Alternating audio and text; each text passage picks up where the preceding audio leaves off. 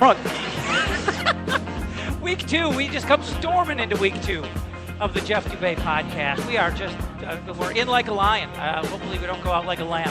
It is episode number 4. We are live at a suddenly hustling and bustling Devil's Advocate from 10th and Marquette, downtown Minneapolis.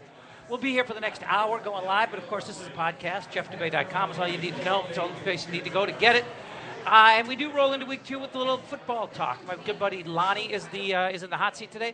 Lonnie is a guy who worked in the visiting clubhouse for the Twins when I was working on the home side.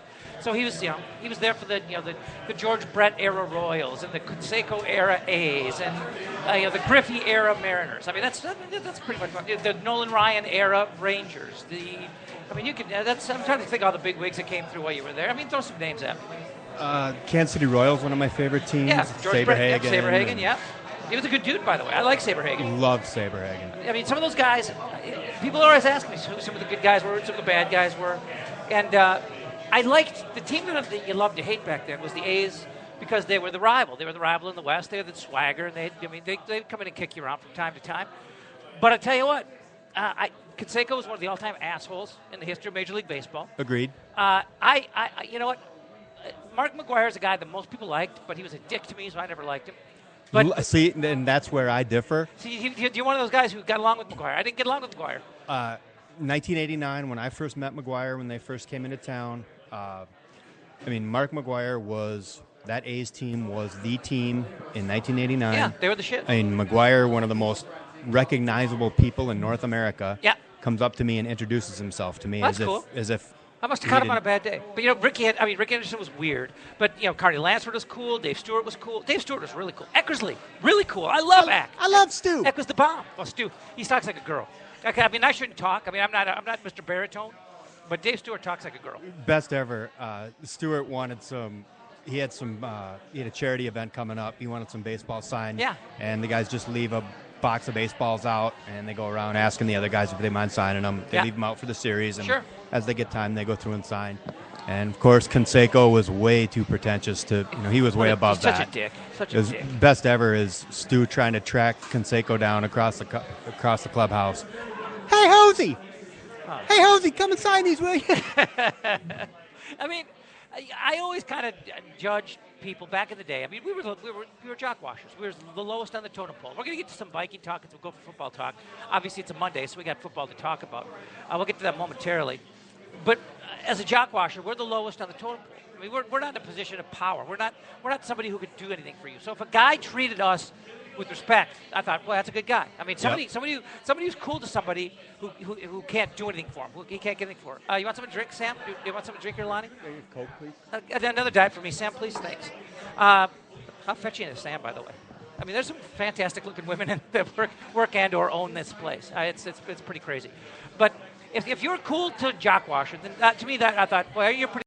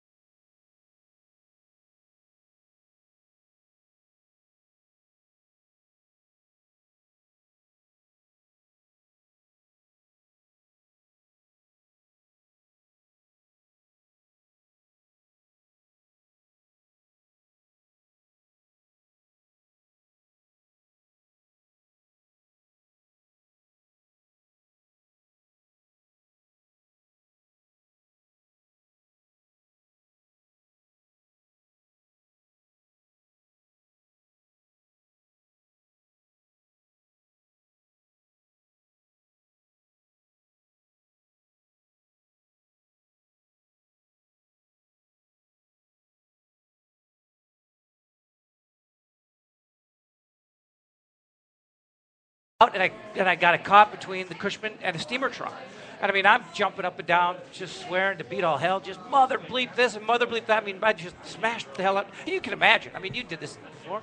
And Clemens comes running out of the clubhouse and, like, basically carries me. Geez, there it was. I almost did it. I almost spilled on the brand new equipment. And it basically carries me to the freaking training room. I mean, not literally like a romantic thing, but I mean, that wasn't like the bodyguard. But I mean, like, carry you over the threshold? I mean, like, I had my arm around him, like, so he could support my left foot. I mean, he was out there to save the day. I mean, yeah, it wasn't like he was Kevin Costner and I was Whitney Houston or anything, but I mean, it was still a pretty moving moment for me and the Rocket. But so it does kind of suck to see. Yeah, like you said. I mean, don't get me wrong. The guy, what's his face? The guy who's saving the needles. I mean, just the sleaziest human being in the world. I can't think of his name. But you know who I'm talking about. I do. The guy from the Mets. Yeah. But anyway, I digress. We do have to get into some things that are in important here in Minnesota. I was tweeting out before the show and on Facebook as well. When does a win feel like a loss and a loss feel like a win? It's when you're a football fan in Minnesota. And I'm going to explain right now. We're going to start with Saturday.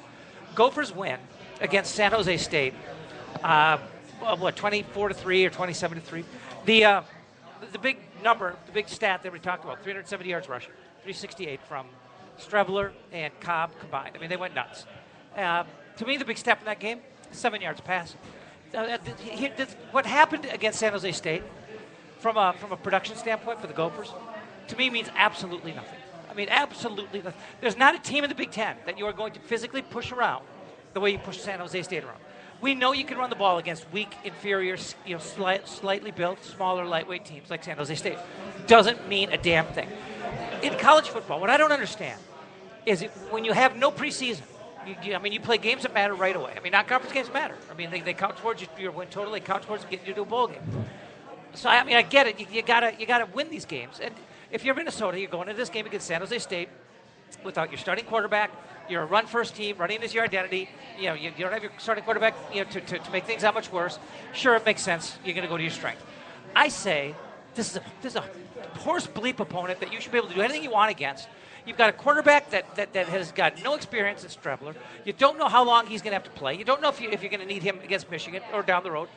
Throw the ball. Come out and chuck it against San Jose State. Find out if this kid's any good. And guess what? If you melt down throwing the ball in the first half, go to your running game and win it in the second half. You can't lose to this team. It's a lose-proof game. You cannot possibly give one up here. You've got to find out if you've got anything other than this running game. You are a Big Ten, run-the-ball-first, power-running team. San Jose State probably averages 260 across the defensive line. I mean, they got no athletes. They got no size. We know you can run. We know you can run against them all day. Let's find out if you can do something else. The Gophers are going to get into the Big Ten season. They're going to go to Ann Arbor next week. They're not going to get dick at the offensive line. They're going to get smashed in the mouth on the offensive line. They're going to get nothing on the ground. And guess what?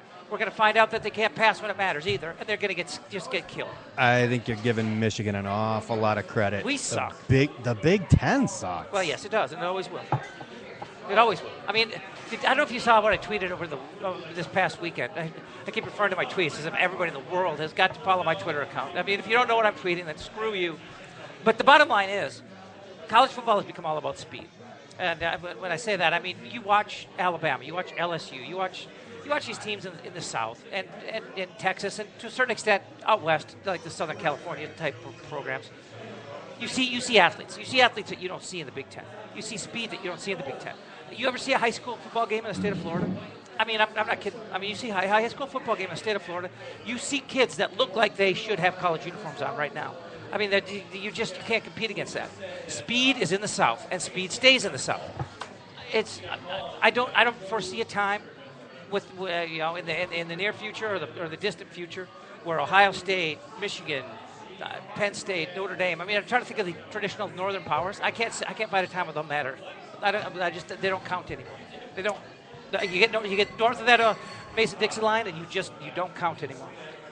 Did you see your guy Jameis on Saturday night?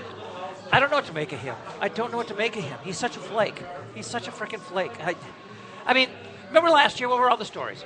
Because he's so happy-go-lucky and he's so goofy that they tell you. You see all these stories on SportsCenter or all these little profiles in-game about, don't take this as a lack of focus. Don't make it look. Don't see Jameis and think that he doesn't care. He's just a happy-go-lucky.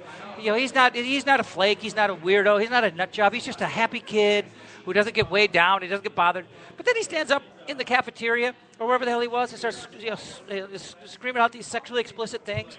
Then he lies to the administration about his version of the story. It doesn't match up with any of the eyewitnesses, so they take the half of a game suspension and make it a full game suspension. I mean, there comes a point where you have to say, okay, Jameis is a flake. Jameis is out there. Jameis is a nut job. Jameis has got to reel it in before it gets to the point where it's going to start to hurt him and his draft status. Not to mention his team that he currently plays for. They're attempting to repeat as national champion. It's curious. I mean, you got a guy that was accused of a sexual assault. Yep.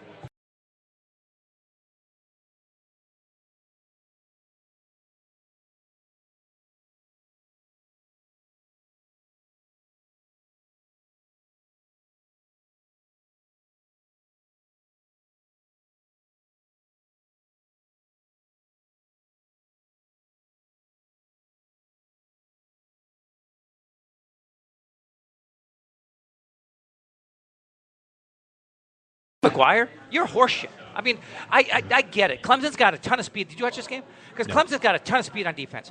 They blitzed. I mean, they came off the edge. They came from everywhere. And their front seven, so fast, so athletic, so all over it. I mean, just absolutely in this kid's face all day long. But he's a terrible quarterback. I mean, when Florida State recruits you, you've got to be a good player. I mean, even if you are unable to unseat Jameis Winston as a starter, I can't believe that you have the right to be as bad as Casey McGuire is. I mean,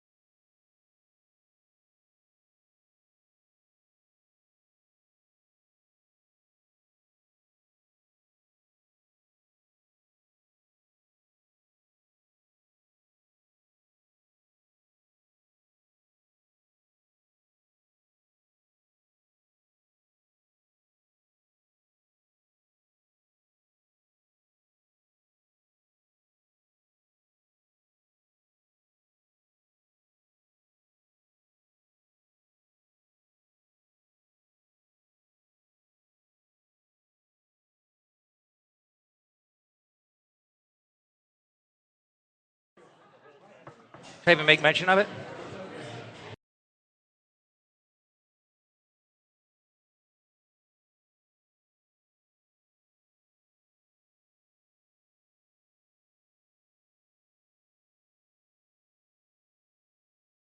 Wi-Fi goes off. Are you tethering or what are you doing? Oh, we're back? Okay. Well, we had a little technical glitch there. We've just some internet issues here at the Devil's Advocate. We're looking for a new router here. It's coming in the next couple of days. It's gonna take care of that mess. But I just think the Gophers had a missed opportunity Saturday. I mean, that's a bad team. Treat it as a glorified scrimmage. Find out if you can throw the football. Give Streveler a chance. Find out if you have any passing game at all. You're going into Michigan. And I agree with you, Lonnie. Michigan's nothing special. That's not even my point here. Michigan is, Brady Hoke. Those first couple of years there, smoke and mirrors. I mean, smoke and frickin' mirrors. They're not going in the right direction. They're actually sliding badly. And I don't.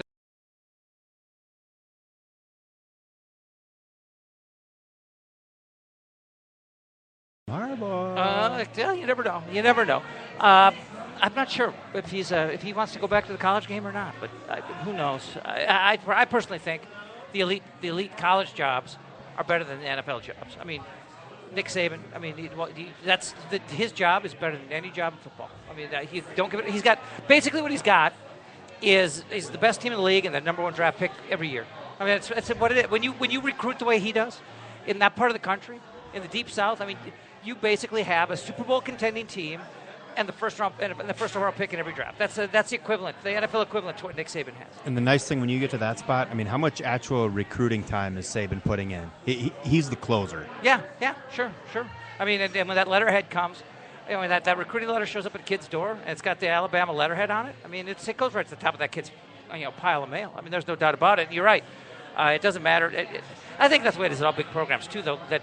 That you've got assistants and the coordinators and guys who are in charge of recruiting that go in and cultivate, and then you get the big name head coach rolls in and closes the deal. But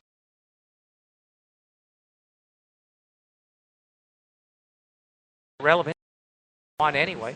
But the point being here that next week you play a team on the road that is physically superior to you. The Gophers go to Michigan. Michigan is physically superior to Minnesota. You're not going to run the ball down their throats. You're going to get nothing if you can't loosen them up with the passing game. Do you have a clue right now if you can throw the football? If you're the Gophers, do you have a goddamn clue if you can get anything through the air? Because I don't. I've seen them play. I don't think they can get a damn thing through the air. I really don't. And I think I would have spent the day against San Jose State treating it like a scrimmage. Treating it like this is a team that we're going to beat no matter what we do. So let's find out what we can do. And I think they wasted 60 minutes of football showing us what they already can do against an inferior opponent. We don't need to know that. Do you see that as a wasted opportunity? Because I sure do. Yeah, but I mean the Gophers' non-conference schedule forever has been well, it's completely irrelevant. Yeah, it's embarrassing. But to me, you have to approach these games uniquely because you don't have preseason. You have non-conference, which is a completely different thing because the games count, the games matter. So you got to be a little careful with them, but you got to get a little daring because you've got to know what you got before you get to Michigan, and nobody has a clue what we got. But number one, we got mediocre receivers. We got a couple of good tight ends, but we got mediocre receivers, and we just haven't. In the Jerry Kill era, we haven't shown that we can throw the football against anybody. We really haven't. I mean, we just haven't had any kind of a reliable passing attack. I mean, Weber. Had his moments, and Marquise Gray had his moments, and Leidner has had a few moments. Philip Nelson was a complete waste of everybody's time. But the bottom line is they've never shown that they have a passing game that you can rely on, that you can count on. So it's 370 yards rushing, and this 21-point win against San Jose State. To me, that's a win that feels like a loss. It's a missed opportunity. You're going to Michigan next week, and I know for sure that you're not going to get a damn thing if you can't throw the football. If you think you're going to go to Michigan and beat them in the big house, running the ball, powering it down their throats, then good luck because you got no chance. You've got to be able to throw the football. You had a chance against San Jose State to find out if you can, and to see just how much. I don't know how much acumen you've got in that area of your game, and you wasted an opportunity. So let's get to the loss. To me, a loss that I don't say it feels like a win, but it's a loss that I take a lot of positivity from. And that's the Vikings' 20-9 defeat yesterday at the hands of the New Orleans Saints. And I tell you what, Lonnie, I thought all week long the Vikings were going to get killed. I mean, I thought they were going to walk into a buzzsaw. I thought the Saints are a playoff team that, for one thing, they don't lose at home. I mean, they haven't lost at home in 3 years or something, 2.5 years. And they hadn't given up. They had not scored fewer than 21 points in a home game for 24 consecutive games. That's outrageous. That's 3 seasons. That's 3 seasons of home games where you score 21 or more. So the Vikings broke that streak, by the way, yesterday, giving up only 20. They'd given up 13 in the first 5 minutes of the game, or whatever the hell it was. So, I mean, going in. That just seemed like just a bad spot for the Vikings going in. The Saints were 0-2. 0-2. Ready to explode. They're going to come back at home, and you could just sense there was just a hog smacking in the air. Yep. Yeah, absolutely. I mean, I honestly thought this was going to be, going in, I thought maybe like 31-10 kind of a game. I really did. Yep. And I thought that Breeze is going to go in and light it up. I mean, I think Atlanta's a pretty good team. And the Saints had Atlanta. They should have won that game to open the season. They were in Atlanta. They lost an overtime game, close to with a bad fumble. And I think Atlanta's a pretty decent football team. And the Saints should have had that one. So they're going home 0-2. They got Breeze. They never lose at home. They explode at home offensively. Vikings suspect defense going in. I thought it looked like a blowout. So what do you get? You fall behind 13-0. I'm thinking about exactly like I thought. This would be a 31-10 game. I mean, I had no doubt in my mind. And then you lose Castle, and the Bridgewater era begins. Now people are. No, we're good. Thank you very much. People have been clamoring for Bridgewater, and I loved what we saw yesterday. I mean, I know that he didn't. I mean, the Vikings put up 9 points, so let's not get carried away. It's not time to sit around and jerk each other off. I mean, they scored 9 points. I mean, it's not this celebrate. But the bottom line is, Bridgewater looked the part. I mean, he looked really, really poised. I mean, in the face of a lot of pressure, He didn't get the happy feet. He hung in there. He stood in the face of pressure, delivered some really good balls. He extended plays when he had to. Even when he gets out of the pocket, he's still looking downfield, looking to make that play. Did he miss some opportunities? Sure. He's not perfect. It was his first action. And as much as people wanted Bridgewater to play, as I'm watching this game unfold, before Castle got hurt, I'm thinking this isn't the time, this isn't the place. Because when you make this move, if you're Mike Zimmer, you know when you make this move, you're making it for good. Yeah. You're not going back There's no and turning forth. back on yeah. that one. So you're looking for the right time and the right place. And, you're going to pick and select. You're going to pick and choose that time, that opportunity very carefully. And throwing him in, into the belly of the beast when you're down there in New Orleans, the things are stacked up against you. You got no running game without Adrian. I mean, you just when things are caving in and imploding, it's not the time to throw him in. I mean, I think you pick a home game where you've got a winnable game, a team that's not going to overwhelm you defensively, a team that's not going to be all over your quarterback, a team that's not going to. It's just you want to pick as comfortable a spot as possible to make that transition. But excuse me, to quote myself from this weekend, in football as in life, fate intervenes. I mean, things happen that you can't plan for. Castle goes down with the injury, broken foot. Sounds like he's going to be out probably for the season, if not for the season, for an extended period. But the bottom line is Bridgewater's got the job.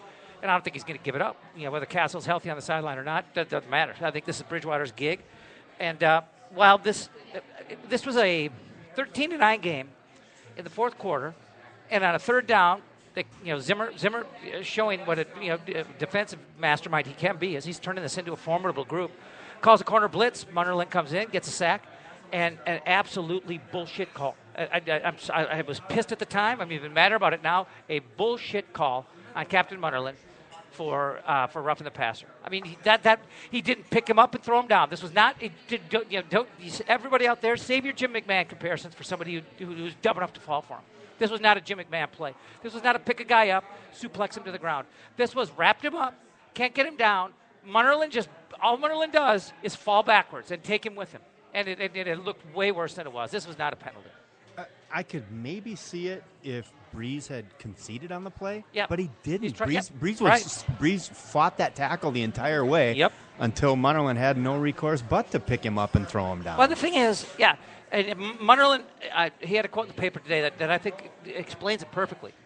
If you wrap a quarterback up, especially a quarterback like Breeze, he still can throw the football. I mean, you don't have his arms pinned to his sides. I mean, he's still trying to make a play, and he's still got the ability to make a play. So how can you possibly fault or penalize a defensive player for maybe getting drastic and taking him to the ground? Well, the only way you could make the tackle was by pulling him back rather than pushing him forward. Yes. And a lot of tackling follows wrestling. I mean, it does. A lot of wrestlers are great tacklers. You could not push him forward, so the only move was to pull him back. Suplex him? Well, yeah. And by pulling him back, that was the only way you could tackle him. I agree. And as the play unfolded and as he's making the tackle, I mean, I think most people are thinking, it looks bad, and he's going to get a flag. I mean, the way it unfolded, I'm thinking, don't throw a flag, and then you see the flag. It just. And it was a game changer. That's the problem, is that it totally changed the game. Without that play, the Vikings get the ball, a little momentum, down by 4 in the fourth quarter, and you never know what happens. And what's kind of cool about Bridgewater going into that game in that spot is that's probably you talk about like having a good feel or just a comfort level. I know it's a completely different ball game, but that's the stadium where he had his all-time college career highlight. I mean, when he took apart Florida in the Sugar Bowl. I mean, just absolutely dissected them. That's the game he made a believer out of me. That was a pretty good Florida team, and I remember watching that game. I mean, he had Gators in his face. I mean, that was a really good defensive football team, and they brought all kinds of pressure. I mean, he stood in the face of blitzes coming from everywhere, from pressure up the middle, on the edge, from all over the place. And he just sit there and dropped the ball on a dime all day long. I mean, just incredible throws, just jaw-dropping throws. And that Sugar Bowl, Louisville took apart. I mean, Florida. You look at Florida and Louisville. You tell me who's going to have the better athletes. Who's going to have the better group of athletes on that field? I mean, I know Louisville was an up-and-coming program at the time with Charlie Strong, and he was the defensive coordinator at Florida, so he had some maybe inside workings of his opponent in the program, and certainly some motivation to take him down. But there's no way Louisville matches up athletically, player for player with a program like Florida. But Teddy Bridgewater was the difference in that game. It absolutely just took him apart. But I tell you what, I'm not going to sit here and celebrate a 20-9 win or loss. I'm not going to be a moral victory guy. But in a game that I thought was a 3-touchdown game going in and looked like a 3 to 4 touchdown game after the first quarter, 13-9 with a chance to win if they don't blow that call. That tells me that this team has got a little bit better mental makeup than they've had in the past, and they've sure as hell got a better defense than they've had in the past. I think, one thing, that was a bad call, but I'm going to quote some of Pete Bursic's tweets here. Okay. Saints converted 8 of 9 third downs in the second half with an average distance of 7.5 yards. That hurts. Yes, that was a bad call, but that for hurts. Christ's sakes, you've got to get off the field. That's a hell of a stat. That's a hell of a stat. I was unaware of it, too, to be honest with you. Thanks for bringing me down. I not to understate the significance of the call, but there was other opportunities for the Vikings to make plays and get off the field. Yeah. But how does Drew Brees get up and take a shot at Blanton and not get a flag? And what about Drew Brees? I love Drew Brees at Purdue. How fun was that offense to watch with him at Purdue? Yep, Joe Tiller. And, goes to San Diego, whatever, makes his comeback with New Orleans. The feel-good story of the year, leading New Orleans, the resurgence of the entire city and the entire state. Absolutely. Back to the Super Bowl. And then Bountygate, and he just whines and cries incessantly. He does. I hate everything about the Saints. I hate Sean Payton. I think Sean Payton's a legitimately bad guy. But it just came, it was like, after a while, it was like, Drew, why are you still talking? Yeah. Shut up with the whines. You know what amazes me about Drew Brees, too, is he had that cancerous mole on his face forever. It's like, dude, you got the money to take care of this thing. Take care of it. Then finally he does, and he's got like a Frankenstein-like scar down the middle of his cheek. It's like, you couldn't afford a legitimate doctor to do this? Was this like a back alley cancer scar removal? What the hell are you doing, Drew? I guarantee the Saints have a health plan. Maybe you can't find a good doctor in the Deep South. But, that thing, it's like it just was there forever. It moved around a couple times, too. I don't know if you noticed that, but sometimes it was a little bit closer to his lip, and then it would move back up. Well, that's a bad sign when those things start moving around. You got to keep an eye on those. You think you saw the Naked Gun movie where they wiped the birthmark off? I forget even who that was. Oh God, what movie was it where somebody had some horrible growth and the guy said, "Well, you got to get a rat to gnaw that thing off your face." Oh, yeah, that was Uncle Buck. What movie was that? That was Uncle Buck. Yeah. Oh, Uncle Buck reference. And so but then once he did get it removed, seriously, Frankenstein had less noticeable scars than Drew Brees with the stitches. His face looks like a football. It's got stitches right down the side of it. It's like you couldn't find it. What kind of a hack? You got money, you got resources, Drew Brees. You don't have some back alley cancer scar removal.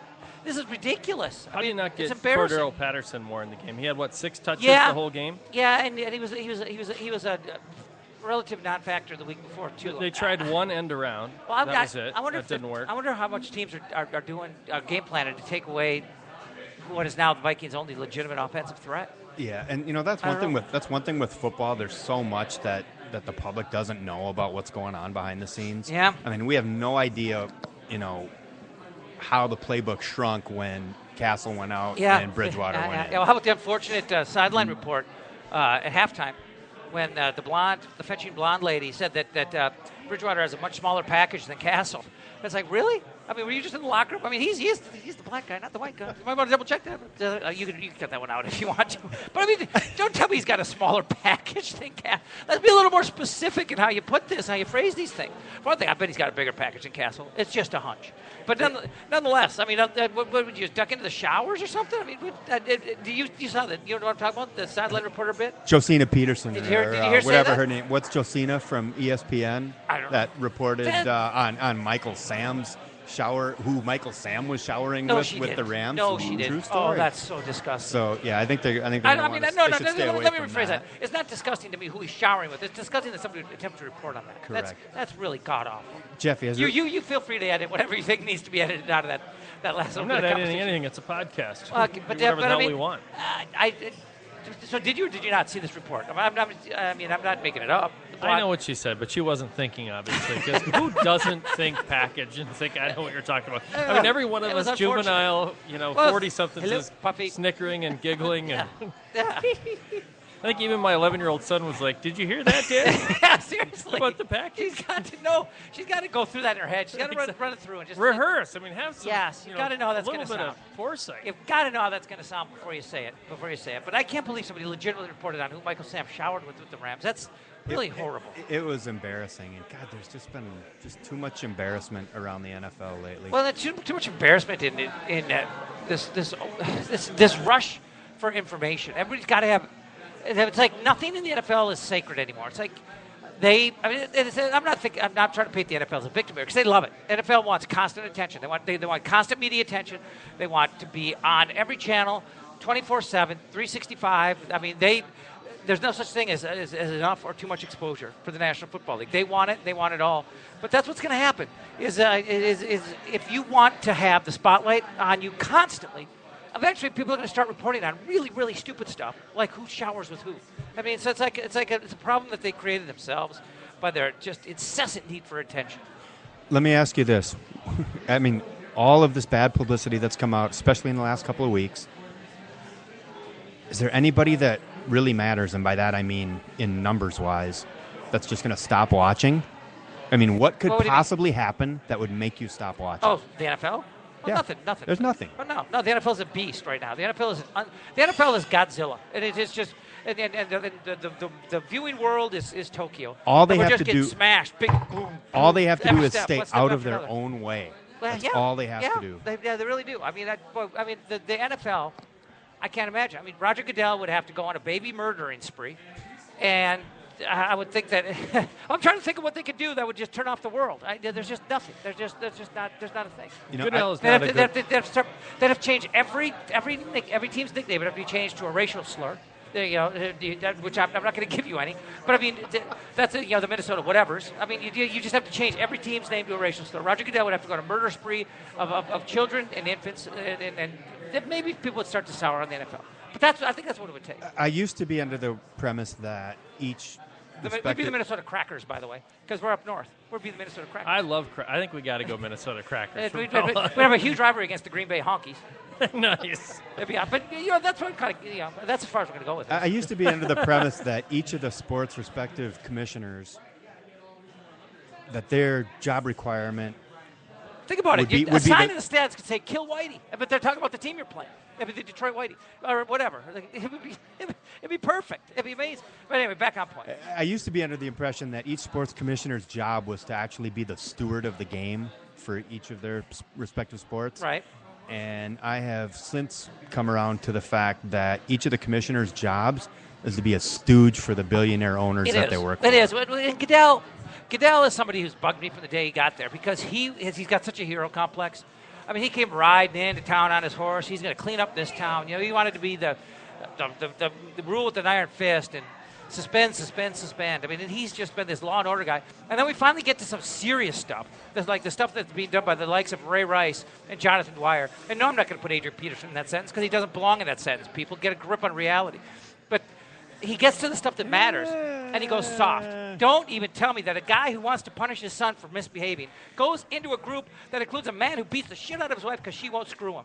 I mean, come on. Where's your sense of reality, Lonnie? People have got to get a grip out there. Dwyer beat up his wife because she wouldn't give it up. Come on! Adrian Peterson saw his kid deck a kid and thought, I got to punish him. And he doesn't have the parental skills to punish him properly. They're not in the same universe together. But both are wrong. You admit both are wrong. Yes, of course. But they're not in the same universe. Yeah. Come on. You cannot possibly say beating a child bloody is the right way. Of course not. And nobody would say that. Well, I shouldn't say that. Some people would. I wouldn't say that. And I think he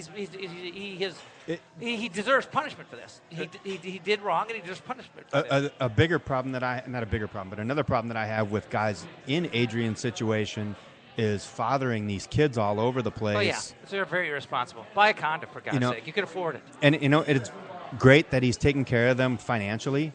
That's great. You're a multi-millionaire. We're happy for you. That's the least you could do. Yeah. But who's going to clean up the mess from all of the crap that those kids have to deal with? Yeah. And when all that stuff comes out sideways for them not having their father around to raise them. Sure. I got to tell you, I thank my lucky stars every day that I grew up in a loving environment and had outstanding parents to... How'd you get so screwed up then? What's your excuse? I got nothing, man. But I feel you on that, and I agree. I don't understand why. Just because a guy's got so much money, he just figures I don't care if I knock this girl up. I can write the checks. I mean, is that the mindset? I don't get it. I mean, whatever happened to don't pull your love out on me, Shawnee? I mean, back in the good old days, it's just not you. I was going to say that's that'll edit out. But no, that's not what you. It was PA's version of "Don't Put Your Love Out on Me, Baby," but with Sean Kemp, because he's got like 17 kids. Yeah. It's just like, how hard is it? How hard is it to not? Oh, it was hard. But no, back up. How hard? You need to think about what you say before you say it. But again, it's a podcast. Can I just say, don't come inside of it? Or you want to get that out? You can say that. Go get that out. You can say that. It's a podcast. Just pull out. But pull out, damn it. Pull out. I just don't. I mean, it's not that incredibly hard. irresponsible. Get it out of there. Yes. It's incredibly irresponsible. Yes. I mean, I know it feels good. It doesn't feel good as good if you have a condom on. But you got to be a responsible human being at some point in your life, don't you? Pull out or put it on or wrap it up. Just something. Which is a rap song, actually. That whole deal that you just did. I'm mixing that into a rap song. Are you going to sample? Are you going to sample? I'm totally going to sample. I can't believe how blue this show's been. I'm getting a little embarrassed about it, to be honest with you. We're never going to be syndicated. It's never gotten this blue before, and it's gotten a little. I mean, Bill Cosby. If Bill Cosby knocks on my door, I know I've gone too far. That's when you've crossed the line. But the bottom line with Goodell is he's been this badass hang 'em high commissioner until we finally get into some really serious stuff, and then he goes soft. And, I mean, it just doesn't make any sense to me. He's a bad liar, too. I mean, did you see him lying? He looked like Nixon. I mean, literally was which like lie? sweating. You think he saw the tape? You think he saw the tape previously? Absolutely, I don't. He saw the tape. I don't think there's any way he saw that tape and said 2 games. I don't think Before there's any he way. made that statement on TV, he saw the tape. Yes, he did. Well, no, wait a second. I don't think he saw the. Well, yeah, before he made the statement on TV, I don't think he saw the tape before he made the 2-game suspension ruling. I don't think he would have been dumb enough to give Ray Rice 2 games had he seen that tape.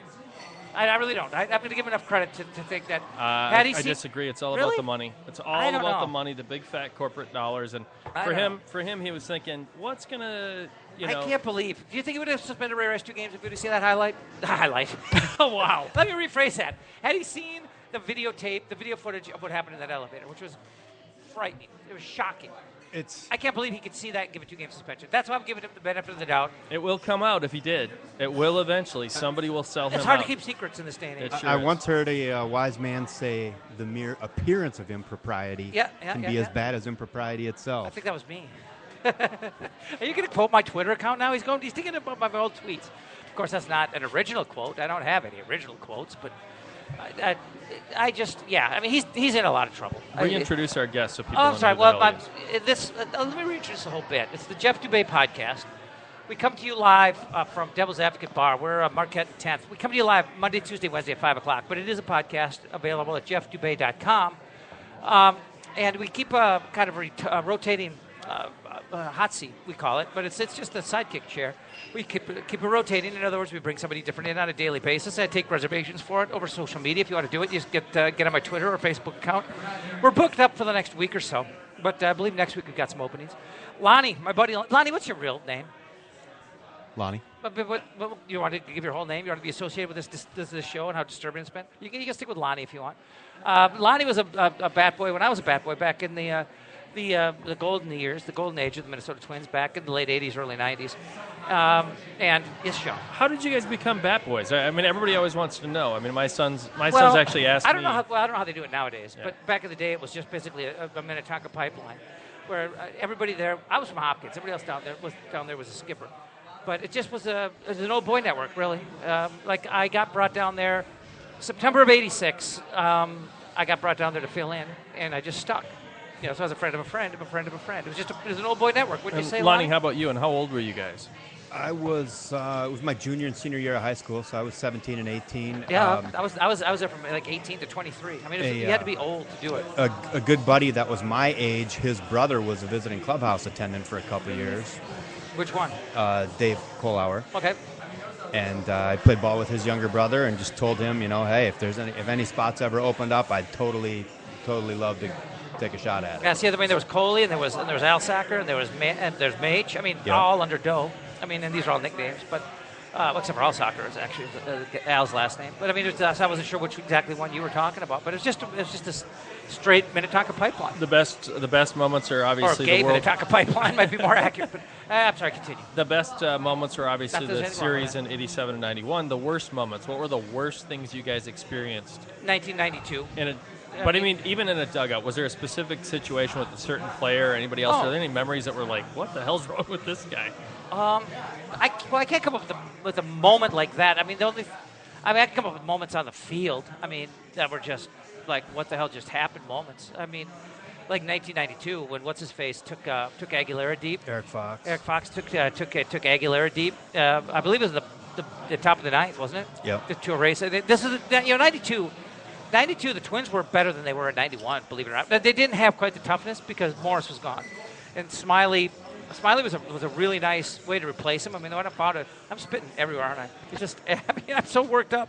I've just showered the entire premises here. There's like a splash zone. It's like the first 3 rows at SeaWorld for the Shamu show. It's just, you come in, you got people with ponchos, like they're going on the Maid of the Mist ride down at Niagara Falls. I wish I had a Gallagher. I was just going to say front row of the Sledge-O-Matic concerts. But the Twins in '92 they're off to a better record than they did in '91. They look like a better, more complete team than in '91. And then was it late June or early July when I broke my leg? I broke my leg that day, and that was when Oakland came to town, and Fox took Aggie deep, and then they went on to sweep a 4-gamer, if I'm not mistaken, and that turned the whole bit around. It was never the same. That to me was as negative as it got. Yeah, I don't really. When I look back, I don't remember any real negative things. I'll tell you one thing. Bo Jackson threw a ballpoint pen at me. That would suck. That would suck. That was a good time. Yeah, I tell you what. In 1989, I watched Burt Blyleven talk Alan Anderson out of taking his last start with the ERA title. That kind of bummed me out a little bit. I'm not going to lie to you. Or 88. Was it? What year was it? What year was it that Alan Anderson? It was 88 that he won. I believe it was. Because Blyleven was not with us in 88. He was gone. Correct. He was with us in 88. He was gone in 89. He told Andy, hey, you know what? I mean, this team's going. We're out of it. We can't win it mathematically. I mean, the game did something to mean anything. An ERA title is something that lasts a lifetime. It's something you might not ever have a chance to win again. And he talked him into passing up that start. Bert's an interesting character. I love Bert. I do love Bert. I don't know him nearly as well as you do, but what I can say is the general public would be shocked if they knew how much of a pig that guy is. He's a perv. He is a bit of a perv. And nobody in the world can tell me he didn't know they were live on the air in Baltimore when he dropped the Effenheimer. Really? I don't think he did that on purpose. You think he did that on purpose knowing he was live? That's asking for trouble. It was right up before the game. When the hell were they going to replay? If they were recording it, when the hell were they going to have time to replay it before the game started? He knew. Jeez, I'd like to think he's smart enough to know, but giving him a lot of credit there. But then I'm saying he's smart enough to not say the F word live on TV. Bert, you're right. Bert is a weird character because he's a good guy. I mean, he's one of my favorites. He nicknamed me Dickhead, and it stuck. It fits. Yeah, well, you know what? Yeah, well. For the record, I have never, ever called you that. Well, my brothers were the little dickheads, and so it fell down to them. But I just thought to myself, the second he called me Dickhead, I wrote it across a T-shirt because I thought, hey, if you got a nickname, you're one of the guys. You belong. So, then Herbeck started calling me Richard, Mr. Richard Head. And, what did Richard Bremer call you? That's what I want to know. He's called me a lot of things. Now, he seems like he's a great guy. Well, no, he's a great guy. But we were at a charity golf tournament together, and somebody with really poor penmanship put my name on a golf cart. But they made the way the A and the Y ran into the Y. It looked like it said Dubney, D-U-B-N-Y. So he started calling me Mr. Dubney for years. Yeah. That's what Dick Bremer called me. It's not a great story, but you asked what Dick Bremer called me. I asked. So that's what Dick Bremer calls me. They're a great broadcast team. I do like. Are you catching that garlic right now? Yeah, I love absolutely. garlic. I mean, garlic. Just the smell of it gets me hard. Even if you don't if you don't like Bert, I love them both. I love, watching and listening to him call a game because he really does know most of the time what a pitcher is going to throw. I mean, most of the time he's going, here comes a slider. And there it is. There's a slider. It's just phenomenal to hear a great pitcher actually call don't you think, Lonnie, to me, what I love about baseball is the one-on-one pitcher-hitter confrontation. And, 2-on-1, catcher works with the pitcher, whatever, blah, blah, blah. But I love watching the strategy of a guy. Let's say it's especially if it's like a right-hander against a lefty or a lefty against a righty where a pitcher's really got to get crafty. Like if you're a lefty, let's say you're a left-handed pitcher facing a right-handed hitter. We won't say Cabrera because Cabrera could hit any pitch anywhere, anytime from anybody. But let's say if you're facing a really good right-handed hitter, that's a dangerous guy, and you're a lefty, you can't just throw fastballs. You can't just throw breaking stuff. I mean, you got to. I love watching how a guy works a guy and sets him up. Like throw something hard in. You got to. I mean, no matter how good or how frightening, how intimidating a hitter is, you got to work in. You got to throw. You got to throw hard in. You got to get him to back off a little bit. You got to get him from get him lunching out over the plate. And it's too predictable to just go hard in and then soft away. You can't just go fastball gut and then throw a little change on the outer black. I mean, you've got to maybe back. You either got to maybe throw a backup slider, backup slider that comes in, or backdoor slider that hits the back. I mean, there's just so much that goes into how a pitcher has to approach a hitter. And to me, it's just an art, and that's what I love about baseball.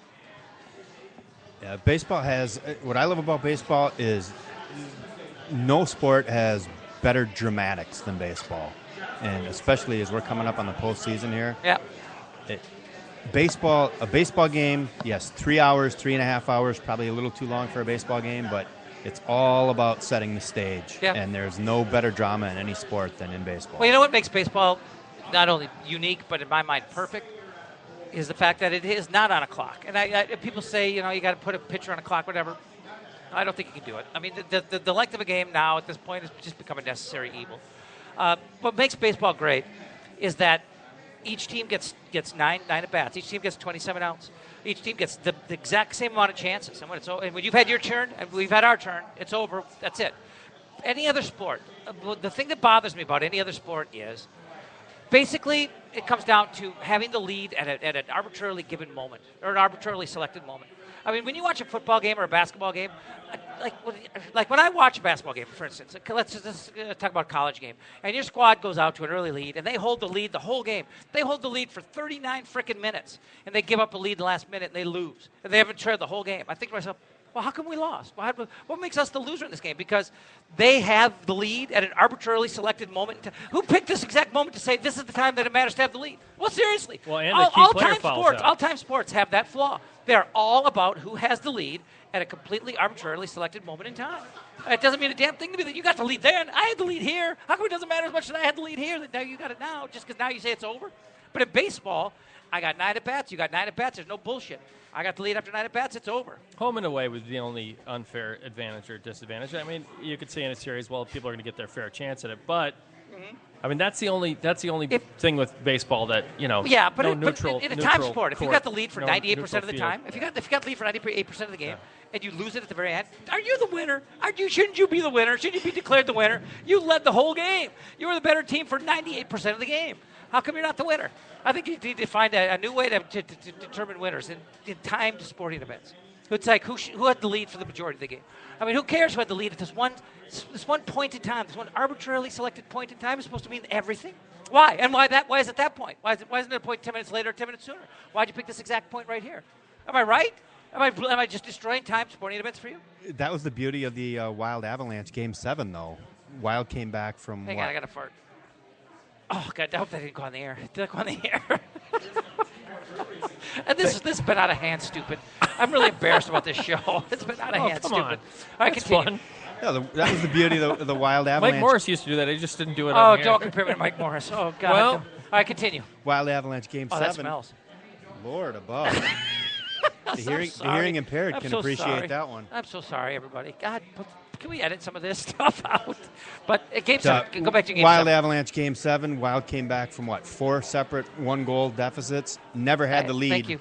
Never led in the I game hope she didn't smell that. until overtime. The hot waitress just came over here. I hope do you think she smelled it? Doesn't it fail, though? You didn't see her turn up her nose? But anytime a guy lets out a bomb, a hot chick walks up. It never fails. I mean, it's just the worst ever. Well, with the frequency that you do it, I mean, and the it's amount going of to hot happen. chicks in this It's going bar. to happen. It's embarrassing. Yeah, it's embarrassing. God, you can't take me anywhere. Why do you even bring me to the show? You can do it without me. Just do it without me next time. Thank you. See, that time I held it in. I'm not stupid. I knew she was coming back. What are we going to do? What time we got here? We got another 9 minutes. I want to get back into what we started opening the show with, Lonnie. Tell me some secrets. Let's go to some jerks. We talked about who the great guys were. George Brett, class. I can't even talk anymore. I'm so flustered. Class act. George Brett, class act, top to bottom. Nolan Ryan, class act. I mean, I love both those guys. I'm trying to think who was just a jerk besides Canseco. Canseco's the all-time ass. But the thing is, he's been such an ass of himself in his post-playing career that nobody needs to hear that he's an ass. We all know. No, but he's gotten some validation for blowing the lid off of the steroid Yeah, he deal. wasn't kidding about some of that stuff. Yeah, that's true. That's true. So he's gained some credibility. By being Remember a one snitch. time By he being a left. rat. Canseco left one of his paychecks behind in our clubhouse one day. That was, Oh, really? That was interesting. I remember players would get checks for not their paychecks necessarily, but from an equipment deal, like Gaetti would get, Gaetti or Puckett would get their checks from Louisville Slugger or from Wilson or whatever, and they would just sit in the locker. I mean, there'd be a stack of checks, like all 5-figure checks. I mean, anywhere from like 10, 20, 30, 50 grand, whatever. There'd be a stack of them just sitting there. You're like, are you ever going to take these to the bank? I mean, you plan on doing anything with these things? But so what was Canseco's paycheck? It was 200 grand somewhere in there. And I was getting one of those every couple of weeks, and this is back in the 80s, early 90s. Yeah, one of the favorite things I remember, one of the class acts that I remember, Don Mattingly. Yeah. Love Don Mattingly. Yeah. So one day he was going out when he was playing with the Yankees. He was heading out. They sucked back then, by the way. Oh, God, they were terrible. Yeah, they were. But he was heading out to the field for early batting practice, and he was smoking a cigarette. He was walking out, and I met him in passing. I had just came into the clubhouse. He had just gone out of the clubhouse, and all of a sudden the door flies open, and he jumps back in. And I kind of turned around because the door closed behind him. I turned around. I'm like, "You all right, Don?"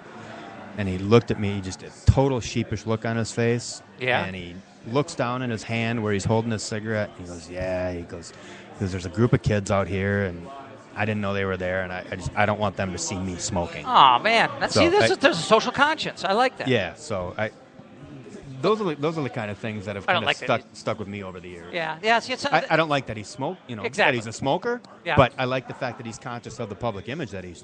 Did you ever have the opportunity, the honor, to stand in the Twins runway? I would always stand in the Twins. I didn't like being in the dugout for the national anthem. So I didn't like the stand at attention bit. So I'd stand. So it's kind of like the smoking door. You're hanging out with the bad kids. It was like in the runway. It'd be like Herbeck and Gaetti. Quite often TK would be there. And I would just sit there and wait because I'd wait for the national anthem, and then I'd go out to play catch with Glad. In left field. And then during that stretch, whenever Toronto would come to town and we'd have to be regaled with a version of "O Canada," Ken Herbeck came up with a song called "O Blue Vein." Were you ever present for a live rendition of Ken Herbeck singing "O Blue Vein"? I was not. It was a song regrettably. A song that was basically about a blue vein that ran up the back or the bottom side of his or whatever. It ran up his maleness, his manhood, and if you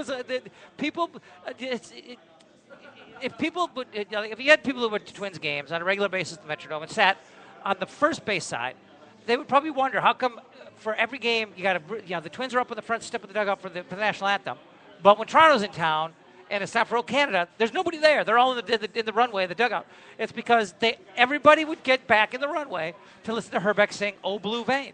And I'm not going to give you the whole thing because I don't want to tell tales out of school. But the highlight to me, where the song really climaxed, no pun intended, was the big crescendo of "O Canada" is "God Keep Our Land, Glorious and Free." Herbeck's was "God Keep My Hand, Callous Free." That was just the best line of the whole. And for some reason, when he sang it, he sang it like in character of Baron von Raschke, the Claw. He sang it in that voice. It was just hilarious. So he's basically doing Baron von Raschke, doing "O Canada," but doing "O Blue Vein."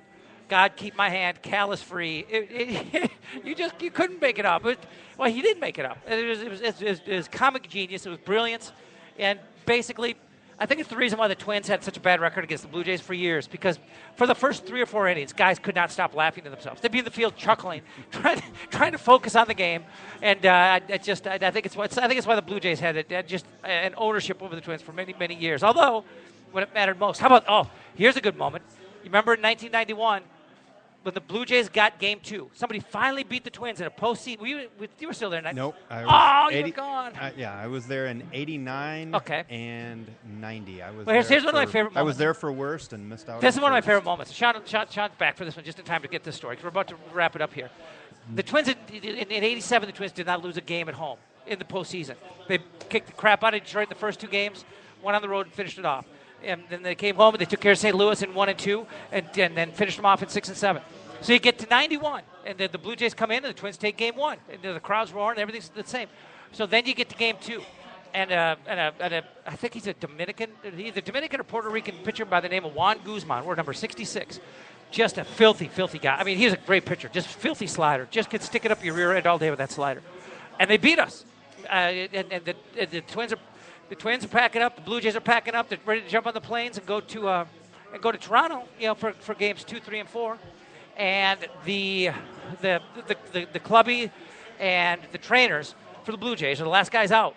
And they hadn't taken care of Doe yet. They hadn't dished out the gratuities, and they say, hey, Doe's like, hey, don't worry about it. You can catch. I mean, you guys got to get on your bus. We'll catch you.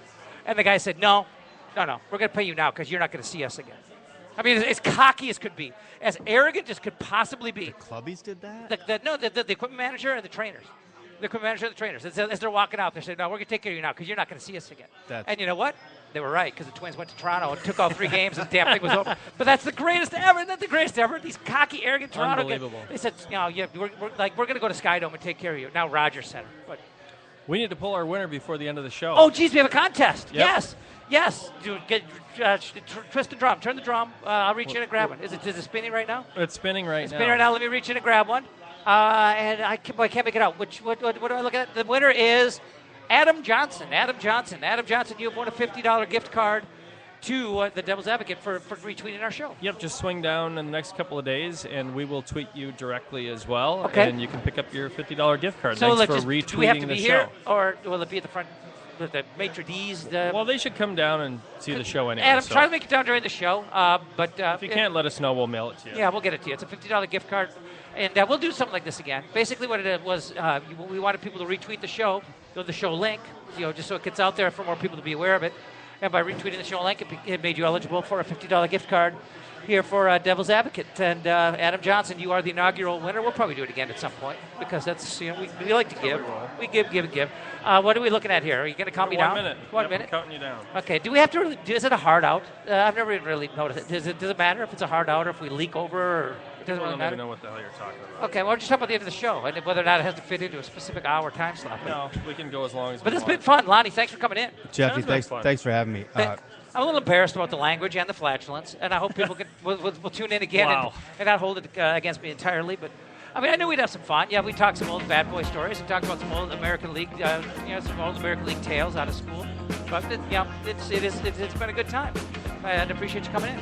Thanks for having me. Good time. And this has far been our best show. And so don't let that get to your head. It's just because technically we're in a far better place than we were a week ago. But it was still our best show. So way to go, Lonnie. Congratulations to Sean for making it our best show by getting everything to work properly, with the exception of some dicey internet.